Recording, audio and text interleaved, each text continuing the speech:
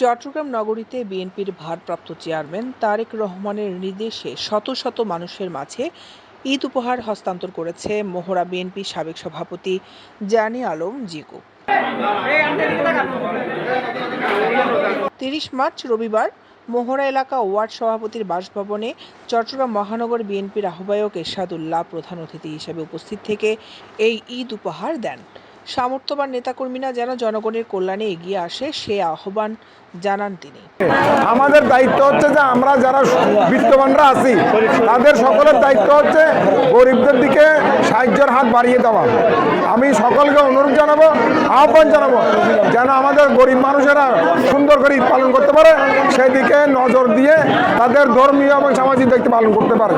মহড়া বিএনপির সাবেক সভাপতি জানি আলম জিকুর সভাপতিত্বে বিশেষ অতিথি ছিলেন চট্টগ্রাম মহানগর বিএনপির আহ্বায়ক কমিটির সদস্য জাফর আহমেদ, মহড়া বিএনপির সাবেক সহ সভাপতি ইকবালুর রহমান চৌধুরী, সাংগঠনিক সম্পাদক নুরুল আলম লিটন, ওয়ার্ড বিএনপি নেতা শহীদুল্লাহ চৌধুরী।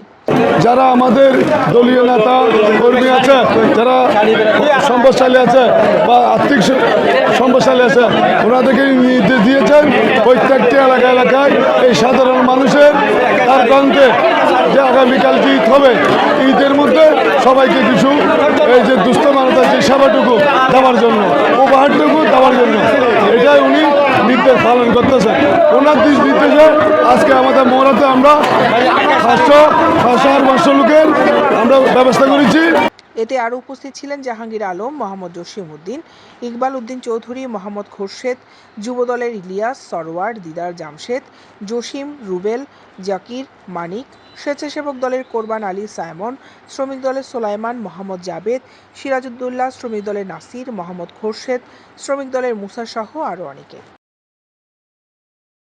দৈনিক আজাদী নিউজ ডেস্ক।